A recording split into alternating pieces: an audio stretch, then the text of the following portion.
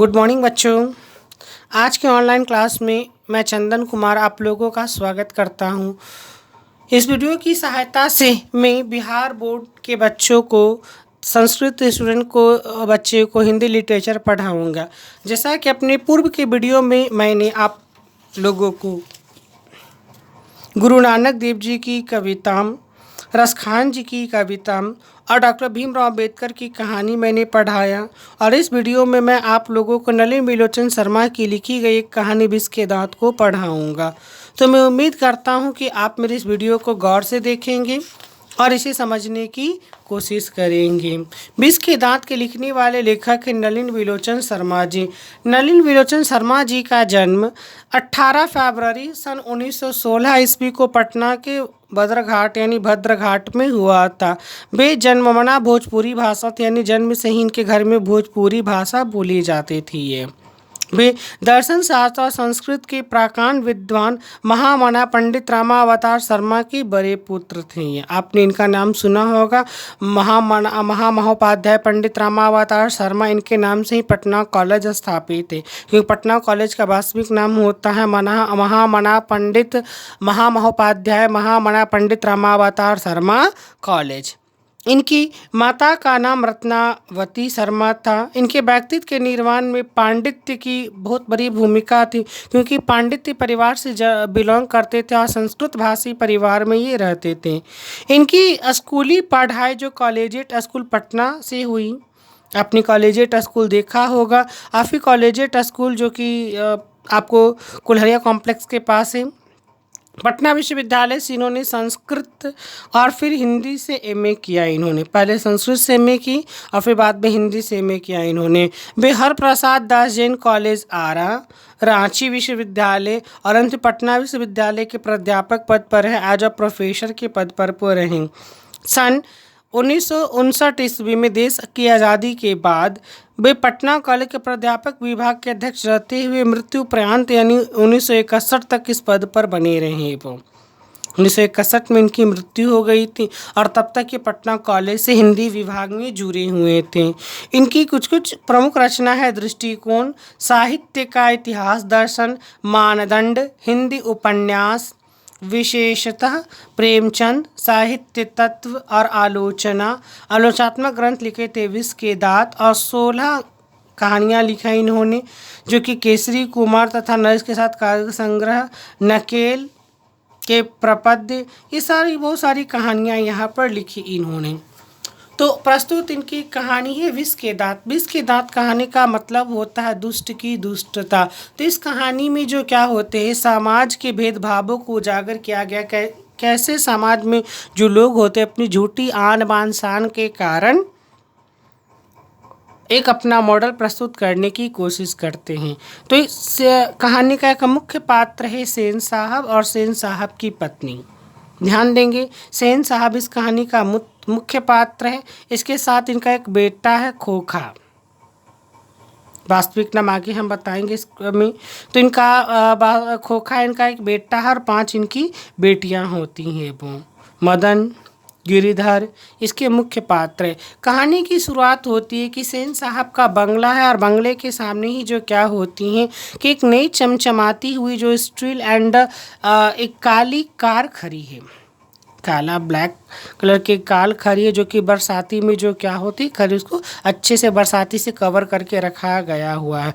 जैसे जो स्ट्रीमल एंड हो, वो जैसे कोयल घोंसले से कब उड़ जाए। सेन साहब को इस कार पर नाज है। उस ज़माने में कार रखना एक बड़ी शान शौकत की बात होती थी और मिडिल क्लास फैमिली से होते हुए सेन साहब भी ऐसे ही कुछ एक व्यक्ति थे। वो काला बिल्कुल 7,500 रुपये की उस ज़माने की वो कार खरीदते थे। उसकी कीमत थी 7,500 रुपये। काला रंग ऐसी अद्भुत थी कि जो क्या होता है कि उसको अपना चेहरा देख ले। वो एक धब्बा भी न लगा से क्लीनर और शोफर सामत ही समझो, यानी इसका एक व्यक्ति रखा हुआ था क्लीनर करने के लिए, शोफर को रखा हुआ था। इसके ड्राइवर का नाम है शोफर, एक क्लीनर उसको साफ करने के लिए, यानी गाड़ी में थोड़ी सी खरोच तक नहीं आनी चाहिए। मेम साहब की सख्त हिदायत है कि खोखा खोखी। खोखा का मतलब होता है बेटा और खोखी का मतलब होता है लड़की। यानी सेन साहब के बेटा और बेटियां गाड़ी के पास भटकने ना पाएं। सेन साहब की 5 लड़कियां थी और पांचों काफ़ी सुशील तहजीब की जीती जागती मूर्ति थी वो। ऐसा हम लोग कह सकते हैं। काफ़ी अच्छी उनकी जो बेटियां वो थी वो, बस वो बेटियां नहीं मानो कि हाथ की कठपुतलियां थी, जिनको माता पिता को उन पर काफ़ी गर्व था, क्योंकि जैसे माँ बाप कहते थे बिल्कुल वैसे ही करती थी वो अब किसी चीज़ को तोड़ती फोड़ती नहीं थी, वो दौड़ती थी खेलती थी। लेकिन शाम के वक्त तो काफ़ी अच्छे वो हंसती भी जोर से वो नहीं थी, इतनी अच्छी थी कि सोसाइटी के सारे लोग उनकी बेटियों की वो तारीफ़ किया करते थे वो। सेन साहब परिवार में लड़कियों का सवाल था कि उनके मोटर को कोई दुख नहीं था, लेकिन उनको घर में मोटर की सबसे बड़ी चिंता थी उनका बेटा खोखा से। खोखा जो उनकी नाउम्मीदी और आँख का सितारा था। खोखा का प्रादुर्भाव ऐसे समय में हुआ जब वो बेटे की उम्मीद वो छोड़ चुके थे। सेन साहब चूँकि एक ऐसे वर्ग से बिलोंग करते थे कि वो लड़कों को बहुत ज़्यादा महत्व देते थे। जब वो बच्चों की उम्मीद वो खो चुके यानी बुढ़ापे की उम्र में बैठे, तो वैसे वक्त में जो क्या होता उनको बेटे का जन्म हुआ। यानी खोखा जीवन का अपवाद था, एक अलग ढंग का ही व्यक्ति था, इसलिए घर में सारे नियमों जो उनके विरुद्ध थे वो। बेटियां कुछ भी करें लेकिन बेटों के लिए अलग कानून थे वो। उनकी 5 बेटियां थी, नाम देखिएगा सीमा, रजनी, आलो, शेफाली, आरती। फिर से सीमा, रजनी, आलो, शेफाली, आरती। उनके लिए घर के नियम थे, लेकिन खोखा के लिए अलग नियम थे। खोखा को सेन साहब जो क्या होते थे कि बचपन से ही इंजीनियर बनाना चाहते थे वो, और इंजीनियर के लक्षण को बचपन से ही दिखाई देते थे कि को ठोक-पीट वो किया करता था। इसलिए ट्रेनिंग भी उसको बचपन से ही खोखा को ऐसी दी जा रही थी वो। अक्सर जो क्या होते हैं सेंट अगर दोस्त आ करके भड़कीले ड्राइंग रूम में बैठा करते। ड्राइंग रूम आप लोग समझते ही होंगे, तो बैठका रूम में बैठते थे वो, और सब में चर्चाएं निकल जाया करती थी कि उनके अपने लड़कों के बारे में क्या करेंगे।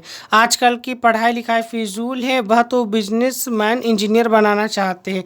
अब देखिए ना, सेन साहब का बेटा यानी खोखा 5 साल का था, लेकिन उसे किंडरगार्टन स्कूल में नहीं भेजा था, उसको स्कूल में पढ़ने के लिए नहीं भेजा जाता था, और उसके लिए जो क्या होता है इंजीनियर बनाने का काम 5 साल से ही शुरू कर दिया। अब कैसे वो होती थी, उनके घर पे एक बढ़ई मिस्त्री 2 घंटे के लिए आते थे वो पढ़ाने के लिए, और बढ़ई मिस्त्री ठोक पीट करना, औजारों से रूबरू करना उसको सिखलाते थे वो, ताकि खोखा बचपन से ही औजारों के बारे में जान सके, सीख सके, ठोक पीट कर सके, और भविष्य में वो एक अच्छा इंजीनियर बन सके वो।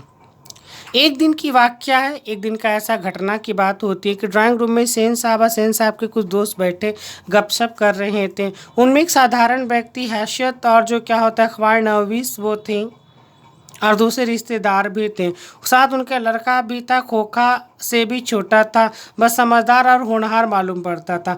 किसी ने उनकी हरकत देखकर तारीफ कर दिया और उनसे उन साहब ने पूछा कि बच्चा स्कूल तो जाता ही होगा।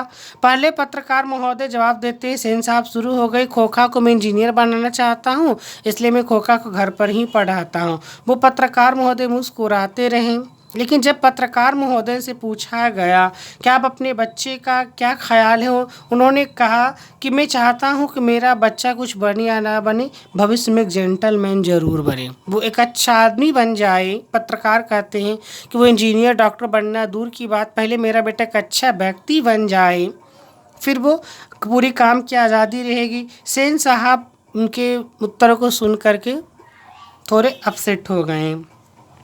तभी बाहर से कुछ शोरगुल की आवाज़ें आने लगी। सभी जो क्या होते उठ करके बाहर गए वो। बाहर सेन साहब का शोफर यानी उनका ड्राइवर एक औरत के साथ झगड़ा कर रहा था। औरत के पास एक 5-6 साल का बच्चा खड़ा था, बार बार रोकने की कोशिश कर रहा था, लेकिन जो क्या बच्चा शोफर की ओर झपट रहा था, शोफर या ड्राइवर की ओर वो झपट रहा था। सेन साहब को देखकर के औरत वो थोड़ी सहम गई, थोड़ी सी वो चौंक गई। सेन साहब ने आगे बढ़ कर के अदब के साथ कहा, देखिए सेन साहब, मदन गाड़ी को छू रहा था, यानी वो 5-6 साल का जो छोटा लड़का वो मदन गाड़ी को छू रहा था। शोफर कहता है, गाड़ी गंदी हो जाती तो मैंने इसे मना कर दिया, जा तो मैंने उसे पकड़ के अलग कर दिया, इसने मुझ पर मारने का दौरा, उसकी माँ आकर खामा खा मुझसे झगड़ा कर रही है। मदन की माँ कुछ कहना चाहती थी, लेकिन वो सेन साहब को देख करके वो चुप हो गई। सेन साहब संयमत कठोर शब्द में अब उस महिला से कहते हैं मदन के बारे में कि मदन की माँ मदन को ले जाओ और देखना वह फिर ऐसी हरकत न करे। मदन की माँ अपने बच्चों को घुटने से निकलते हुए खून को पोंछती वहाँ से चली गई। वो एक गरीब थी। ड्राइवर ने शायद धकेल दिया तो इसको उसकी पैर को थोड़ी सी वो मोच आ गई, पैर में थोड़े से खरोच आ गए जिससे खून निकल रहा था। वो ठीक उसी वक्त अब सोचिए एक छोटा सा बच्चा जो गाड़ी को छू रहा उससे गाड़ी गंदी हो जाती, उस पर ड्राइवर ने उसको मारपीट करने लगा। ठीक उसी वक्त मोटर के पीछे खटपट की आवाज़ सुनाई देने लगी। सेन साहब और सोफर पीछे गए तो लोग सीढ़ियों से उतर कर अपनी गाड़ी की ओर चले। तभी देखे सेन साहब का एक खोखा को गोद में लेकर हल्की मुस्कुराहट कर डांट रहे कि मोटर की पिछली बत्ती का लाल शीशा चकनाचूर हो गया था। यानी खोखा ने गाड़ी का शीशा चूर कर दिया। और सेन साहब संबोधित करते हुए कहा, आप लोग देख रहे मेरा बेटा कितना शरारती है कासू। यानी उस खोखा सेन साहब के बेटे का नाम है कासू। मोटर गाड़ी के पीछे हरदम रहता। उसके पाठ पुर्जों से इतनी दिलचस्पी कि क्या बताऊं। शायद जो इसलिए जो क्या होते बत्ती के अंदर क्या है वो देखना चाहता है। यानी मदन गाड़ी को छुए तो वो चोर डाकू, लेकिन उसका बेटा काशू अगर गाड़ी को हेडलाइट तोड़ देंगे तो वो एक इंजीनियर की पहचान है। वो सेन साहब को ज़मीन पर रखकर दोनों जो क्या होते उनकी ओर चले। वो इस तरीके से फिर जो क्या होती है निगाहें अगले चक्के पर गई। नज़दीक जाकर के देखा तो हालात बिल्कुल वो बैठ चले, टायर पंक्चर हो चुका था। सेन साहब ने झकते कहीं ऐसा काशू ने हवा निकाल दी होगी। ड्राइवर से वो कहते हैं सोफर से कि पंप ला करके हरा भर दो और लॉन में हमारे लिए कुर्सियाँ लगा दो। जब तक हम लोग लॉन में बैठते हैं तब तक तुम गाड़ी में हवा भर दो। ड्राइवर ने कार का चक्का लाकर सूचना दी। दूसरी पिछले चक्के की हवा निकली हुई। काम तो काशू का ही मालूम पड़ता, इधर ही खेल रहा था। मुखर्जी साहब की गाड़ी सकुशल थी और वो अपने पत्रकार महोदय के साथ चलते बने। जिनकी गाड़ी थी वो चले गए, जिनकी गाड़ी वो खराब हो गई थी वही कुर्सी में लॉन पर वो बैठ के बातें कर रहे थे। बातों के सिलसिले में सेन साहब ने बताया काशू इधर उधर जो हपचकों की हवा जो हिमाकत जान गया है और शरारत करता है। वो देखिए इंजीनियरिंग की ये पहचान है, मेरा बच्चा बड़ा होकर के इंजीनियर बनेगा। सेन साहब अपने गेस्ट को विदा करके जब अंदर लौटते हैं तो सेन साहब अंदर लौटे तो बेरा को यानी अपने घर के एक जो होता है ना दरबान वगैरह या फिर प्यून को बुला के कहते हैं जाओ मदन के पिता गिरिधर लाल को और जो उसकी फैक्ट्री में किरानी है और अहाते की जो क्या होते कोने में आउट हाउस में जो रहता है उसको बुलाने का हुक्म दिया कि गिरधारी लाल को बुला के लिया। गिरधारी लाल आया, सेन साहब के सामने सिर झुका के खड़ा हो गया। गिरधारी लाल कुछ नहीं कहा, चुपचाप से वो खड़ा हो गया। सेन साहब ने जो क्या होता ढड़ी बेलौस आवाज़ से कहना शुरू किया, देखो गिरधर, आज मदन आजकल जो क्या होता है मदन आजकल बहुत शौक हो गया है। तुम्हारी और तुम्हारी भलाई के लिए कहता हूँ, गाड़ी को गंदा किया सो अलग, मना किया तो ड्राइवर से वो लड़ने लगा। ऐसे लड़के आगे चल कर गुंडे चोर और डाकू बनते हैं, तो तुम अपने बच्चे को कंट्रोल में रखना सीखो। गिरधर मुँह झुकाए सुन रहा था, सर झुका उनकी बातों को सुन रहा। मदन सिर्फ गाड़ी छुए तो चोर गुंडा डाकू बन जाए और उनका बेटा काशू अगर गाड़ी को तोड़ दे तो वो इंजीनियर बने। उस रात गिरधर को क्वार्टर में आते हुए देख मदन चित्तकार से सेन की आराधे सैनगार गूंज गया। यानी जब गिरधारी लाल घर पहुंचा तो गुस्से में तो था ही, उस गुस्से में उसने अपने बेटे मदन को खूब पिटा और मदन कितनी पिटाई पड़ी कि उसकी जो क्या होती हैं कि आवाज़ सेन साहब के घर तक पहुंची। लेकिन सेन साहब को गरीबों की जो आवाज़ दर्द से भी घृणा थी। उनकी पत्नी कहती क्या है, बड़ी समझदारी बात कही। गिरधर समझाकर कहा, बीवी ने कहा हवा तबीयत खराब हो जाएगी। पति को बबकाती है। उन्होंने कहा कि मदन को उतारती, कमबख्त कैसा कौवे की तरह चिल्ला रहा, भिकमंगा कहाँ का।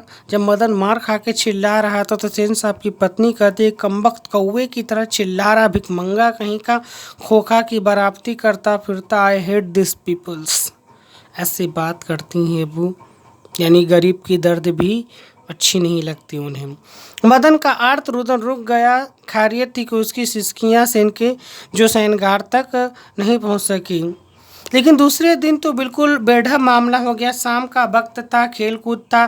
खोखा बंगले के आहते की बगल वाली गली में जा निकला। वहाँ धूप धूल में मदन जो पड़ोसियों के आवारागर्द छोकरों यानी लड़कों के साथ लट्टू नचा रहा था। खोखा को लट्टू नचाते देख करके काशू को भी तबीयत हो गई कि वह भी लट्टू नचाए।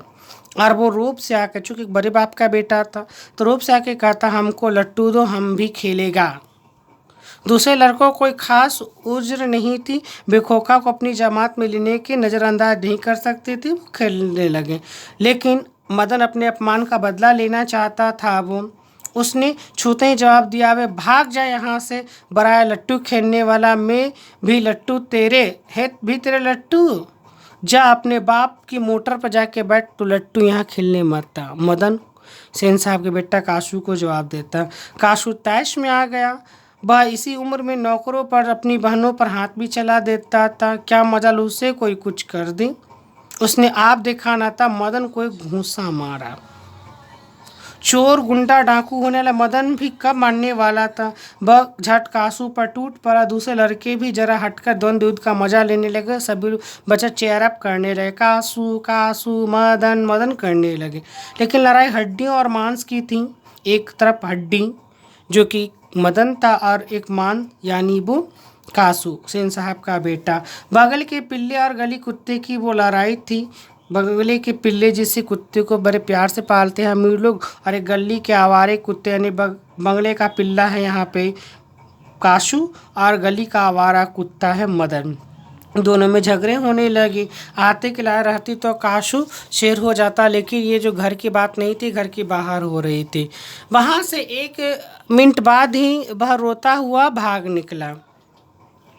महल आज झोपड़ी वालों की लड़ाई में अक्सर महल वाले ही जीतते, उसी हालात में जब दूसरे झोपड़ी वाले उसकी मदद के खिलाफ करते हैं। लेकिन बच्चों में इतनी अक्ल नहीं थी भी। उन्होंने तो जो क्या दुमने लीडर का मदद की, और माता पिता माली के मामले पता नहीं मदन की उन्होंने की। वो मदन उस दिन घर नहीं लौटा, चूँकि उसको भय हो गया कि घर जाऊंगा तो पिता मुझे बहुत मारेंगे। लेकिन जाता भी कहाँ, 8-9 बजे रात तक इधर उधर मारा फिरता रहा। फिर भूख लगी तो गली के दरवाजे वो आहिस्ता आहिस्ता घर में घुसा। उसके लिए मार खाना मामूली बात थी। डर तो था ही कि आज मार तो दिनों से बहुत बुरी हो गई, चूँकि मदन को उसने मारा था। लेकिन उपाय ही क्या था। वह पहले रसोई घर में घुसा, वहाँ पे माँ नहीं थी। बगल से सोने वाले कमरे में बातचीत की आवाज़ आ रही थी। उसने इत्मीनान के भरपेट खाना खाया। फिर दरवाजे के पास जाकर अंदर की बात सुनने की कोशिश वो करने लगा। उसे ताज्जुब हुआ कि उसके पिताजी आज तरज गरज नहीं रहे थे। इनके पिता जितने शांत क्यों हैं वो। अरे भाई, बतलाया तो साहब ने सिर्फ यही कहा कि आज से तुम्हारी कोई ज़रूरत नहीं। यानी सेन साहब ने गिरधर को नौकरी से निकाल दिया, और कल से मकान छोड़ देने और अपनी तनख्वाह ऑफिस ले जाने के लिए कहा। यानी सेन साहब ने कहा कि अब से गिरधर को कि तुम्हारी ज़रूरत नहीं है, तुम घर खाली कर दो, और अपने जितना तनख्वाह होता है तुम ले लेना। मदन को काम का कोई बात नहीं था। उसकी सजा की तकवीज होती रहती, सोने की कोशिश कर रहा था। वो दबे ताव आराम बरामदे में चारपाई की तरफ सोने ही जा रहा था कि अंधेरे में उसका पैर एक लोटे से लग गया। लोटे की ठन की आवाज़ सुनकर गिरधर बाहर निकला। मदन की अम्मा भी उसके साथ हुई। मदन अब चौंक करके घूमा और मार खाने के लिए तैयार हो गया। अब तो खैर नहीं, हड्डी तो टूटी आज हमारी वो। मदन अक्सर पिता से पिटता ही था, पिटने पर रोता भी था, मगर बहादुरी के साथ। गिरधर निशाय ने ठुरता साथ मदन की ओर बढ़ा, और मदन ने अपने दांत वो खींच लिए। गिरधर मदन के बिल्कुल पास गया, और वह मदन चुपचाप से एकदम शॉक्ड खड़ा रहा। उसके चेहरे से नाराजगी के बादल हट गया। उसने लपक कर मदन को हाथ में उठा लिया। मदन का हक्का बक्का गुम हो गया। उसे याद नहीं कि पिता ने कब उसे प्यार भी किया था। गिरधर उसकी बेपरवाह उल्लास गर्व के साथ बोल उठा, किसी के लिए भी नौकरी से निकाल देने की नामुमकिन हो सकता। शाबाश बेटा, एक तेरा बाप है और तूने तो खोखा के 2 दांत तोड़ डाले। हा हा हा। यानी गिरधर को दुख तो था नौकरी को निकाल देने के, लेकिन खुशी इस बात की थी कि जो कभी अपने मालिक का प्रतिकार न कर सका, मालिक की बातों को सिर झुका करके सुनता रहा, और वहीं उसका बेटा मदन उसके मालिक के बेटे के अहंकार के कुचल डाला, उसके 2 दांतों को तोड़ डाला। और इस चीज़ की खुशी थी उस मदन के पिता गिरधर को, और इस खुशी के आगे वो नौकरी का गम भी कम पड़ गया। तो ये कहानी हमें समाज की ऊंच नीच में बर्ताव को, घटना को दर्शाती हैं, लिंग आधारित भेदभाव को भी दर्शाती हैं। मैं उम्मीद करता हूँ कि ये कहानी आप लोगों को समझ में आई होगी, और अगली क्लास में मैं इस अध्याय का प्रश्नोत्तर करवाऊँगा।